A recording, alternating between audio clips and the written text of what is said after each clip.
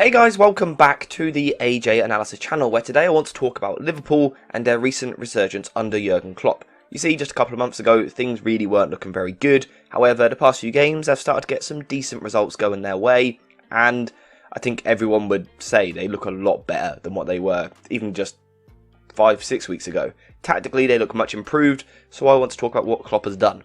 And essentially what he has done for me is really modernise the system. It's a system which we are seeing a lot of other elite teams using at the moment, or certainly modifications of it, the likes of Barcelona, Manchester City, Arsenal. Liverpool are doing something very, very similar.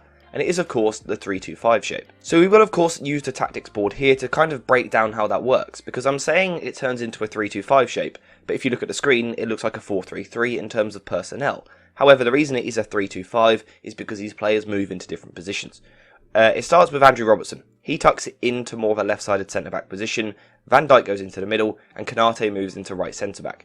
You then have the midfielders pushing higher, Henderson and Jones, and then Fabinho here, and Trent Alexander-Arnold, who is really the key to this system, is moving inside into an inverted fullback position. So now we've got our back three here, we've got a two here, and then we have a front five of our two wingers, our two midfielders pushing higher, and then our striker up here. This is the shape which Liverpool are using at the moment, and there's a few reasons why. One of the reasons is because this back three allows you to outnumber most pressing shapes. Most teams will either use a kind of a single striker, which of course is going to be outnumbered by the three defenders, or they will use a front two. But again, they are outnumbered by these defenders, and it gives players like Konate and Andrew Robertson the ability to step forward. The other benefit of this shape is that it also allows the team to kind of overcome pressure in the middle third. See, most teams in the middle third tend to press in some sort of 4-2-3-1 shape, like this, where we will see the striker, we're going to got kind of a 10 in this position here, and the two wingers. That's 4 players. So again, using this system of the 3-2 in these deeper positions means that Liverpool outnumber them, 5 versus 4. And when you've got quality players on the ball, the likes of Van Dijk, Konate, Robertson, Fabinho, Alexander-Arnold, in a situation where they are outnumbering the opposition, 9 times out of 10, they are going to be able to move the ball forward. So that is one of the reasons why Klopp has been using this shape. Another reason for this shape is the box that it creates in the midfield. We're talking about Fabinho, Alexander-Arnold, Henderson, Curtis Jones in this area, this box. Now the benefit of this box is it outnumbers, again, the opposition's midfield. Most teams in the Premier League set up with a midfield 3, either in a 2-3-1 shape like this, where we've got 2 deeper midfielders and a 10, or 3 midfielders like this in kind of a flat 3. Either way, Liverpool's boxed midfield outnumbers them. Before we continue with the analysis, I want to talk to you guys about JerseyFIFA.com, the home of all of the greatest football kits. Whether that's the latest home shirts, the latest away shirts, tracksuits, or even retro kits, Jersey FIFA has a bit of everything. There really is something for everyone, so if you are interested, then make sure to use the link in the description down below and head to JerseyFIFA.com. Of course, when you are able to outnumber the opposition so easily in these first 2 phases, it means that you are able to move the ball forward. From where, in the final third, Liverpool have the overload on the last line, with this front 5 of Jota, Jones, Gakpo, Henderson and Salah outnumbering most defences because most teams in the Premier League set up with a back 4. So those are kind of the main principles behind why Liverpool are using this shape, and, you know, why, to be fair, so many teams are starting to use it. Manchester United use it at times, like I've said already, Barcelona, Manchester City, Arsenal. This is becoming the shape kind of used by the elite teams. However, it works particularly well for Liverpool because it really gets the best out of a couple of key players. And I've mentioned one already. Trent Alexander-Arnold is thriving in this new formation. Now, the reason for me that he's thriving in this formation is because he isn't playing as a fullback and he's not playing as a midfielder. It's because of his skill set as a right back, very good passing, long passing in particular, really good at moving the ball forward. A lot of people think that he can naturally play midfield, and I don't necessarily agree with that. It might be the case, but we haven't seen it. However, what inverted fullback allows him to do is kind of do certain jobs of a midfielder without coming under the same pressure which a midfielder typically would. And it has improved his game immensely in the past couple of weeks. Now, one of the reasons why it's improved his game so much is because he's getting so much more of the ball. And in fact, since changing to this shape, he has had his most ever touches in a Premier League game, highlighting his increased involvement on the ball, and that can only be a good thing for Liverpool because he is a world-class talent, an elite talent, a brilliant player on the ball. However, why is he so much better on the ball in this position? Well, for me, one of the reasons is because he is naturally starting higher. Now, Trent Alexander-Arnold kind of moving into this inside half space isn't unheard of. However, before, when he was doing it from right back, kind of starting as more of a right back. He was having to carry the ball to get into these areas. Ball carrying isn't Trent's speciality. However, by kind of tucking in off the ball, it means that he's already in his position, which kind of instantly increases his volume of touches, because he isn't having to carry the ball himself, he's just already in that position, which just makes his life so much easier and suits his skill set so much more. Now, of course, like I said already, with someone like Trent having a higher volume of touches, it's going to improve the team. The reason for that is because his passing range is an absolute joke, and it's not bettered by very many players in the world. Whether it be long switches of play out to Jota, forward passes kind of into this wide area to Mohamed Salah, into the feet of Jordan Henderson in this little pocket of space here, into the feet of Cody Gakpo when he drops deep, Trent genuinely has every pass in his locker available to him. He is such a good passer of the ball, and this massively benefits his Liverpool team, because basically they can kind of give the ball to Trent at times and go, just get the ball forward for us, and 9 times out of 10 he will do it, because he is that good with his passing. What I also like about this inverted fullback role though, is again, he isn't just a midfielder and he isn't just a fullback, which means he has the kind of the freedom to move about. So yes, he can play in this area here, but he can still move wider to get the ball, and I think that suits him, because it allows him to move away from the pressure at times and still kind of play that familiar role which we've seen before. This is something which he needs to make sure that he keeps in his game, in his position. If he becomes too much of an inverted fullback that kind of stays here all the time, it will become predictable. The key to being an inverted fullback is sometimes tucking in, sometimes pulling wider, and it's a balance which he's got going really, really nicely at the moment. His performances have been brilliant from here, and I expect him to get better.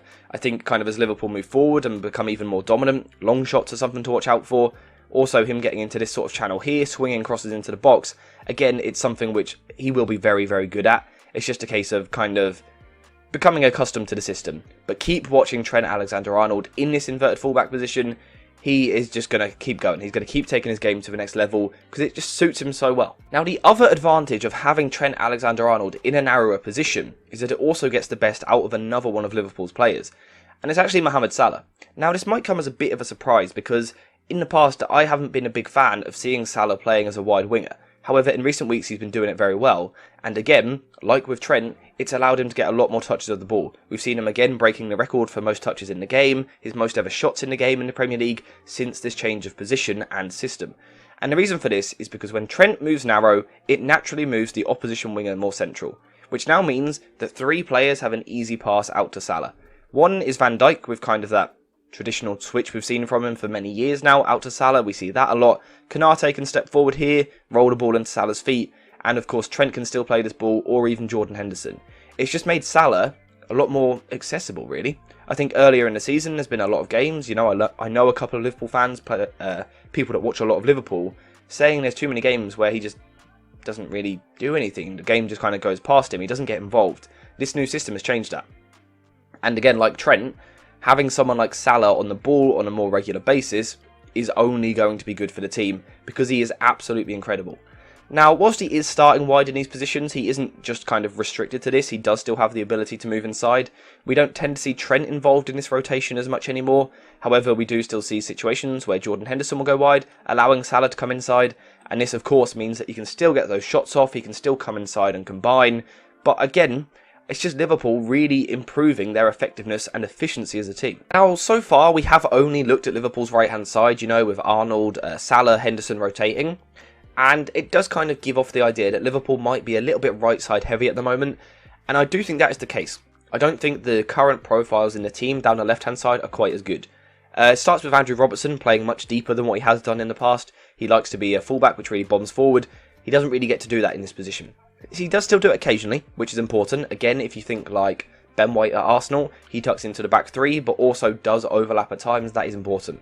But if we're talking about kind of Fabinho in this area, in terms of his progressing ability, it's not the same as Trent Alexander-Arnold. If we're talking about Curtis Jones in this half space, nowhere near as good as Jordan Henderson. And then Jota on the left-hand side, he doesn't want to play wide. He wants to move into this area on a much more regular basis, which, you know, is okay. There are situations where Jones will come wide and the kind of interchange does work. It's just not as fluid as what we see down the right-hand side. So Liverpool are a little bit one-side heavy at the moment. However, I think the return of a certain man who we've seen over the weekend, kind of getting some minutes, is going to change this Liverpool team. Luis Diaz. Now, Luis Diaz playing as a wide winger on the left-hand side is literally perfect. It's a match made in heaven. You couldn't hand-pick many left wingers in the world which would be better suited to this role because he's just so good in 1 versus 1 battles. So I think as Diaz kind of regains his fitness and is able to come into the team, also combine at times with Cody Gakpo dropping into these areas, I think we're going to see Liverpool go to another level in terms of what they're doing on the ball, which is quite scary. They've scored a lot of goals since this change of shape. I think they're going to score more. Yeah, this is kind of where we're at the moment with the Liverpool team. We can't go into it in much more detail than that, simply because it has only really been 3 matches so far. However, we're certainly seeing Klopp evolving this team for the first time almost. This is what really needed to happen with Liverpool. It feels like Klopp might have found a system to do it. Now, just quickly, briefly, it's improved Liverpool defensively as well. Now, that may not appear to be the case with 2 goals conceded to someone like Nottingham Forest. However, in general, there has been an improvement in Liverpool's ability to defend. And the main reason for that is because it's improved their ability to counter-press. Something which Liverpool have been known for so long, this system is helping them to do that. And there's a couple of reasons. The main reason, though, is that they've got these 4 kind of box players in the middle. Which means that, again, as soon as the opposition come out, Liverpool outnumber the opposition in these areas. With their 4-3, it allows Liverpool to quickly be nice and aggressive and win the ball back. It puts Trent Alexander-Arnold in a much more favourable situation. It's less about 1v1s, it's more about interceptions, which suits them a lot more. But then also, Liverpool have a sturdy back 3. You know, in the past, we've seen Robertson and Arnold both playing really high, and people hit the spaces either side of Liverpool's centre-backs. That doesn't happen as much now, which now means you've got Robertson defending this area rather than Van Dijk, which is a plus. You've got Van Dijk now having to cover a lot less space than what he was before, which again is a plus, and I think we'll see his performances improving. But then you've got Konate defending this channel instead of Trent Alexander-Arnold. It's just upgrades all over the pitch, basically. And that's why Klopp has done so well with this system so far. Now, there are going to be bigger tests. You know, Arsenal weren't at their best that day. We didn't see them really put Liverpool under pressure, and Leeds and Nottingham Forest certainly don't offer that. So, we don't know that this system is perfect yet. However, personally, I think that we can say that without doubt, Jurgen Klopp has improved his Liverpool team in recent weeks. They've got a pretty favourable run towards the end of the season. I know they've still got Spurs and another good team, but in general, they've got some fixtures here where they could get a bit of form going and kind of give themselves a nice solid base to then build on going into next season. Of course, they're going to need new signings for the system.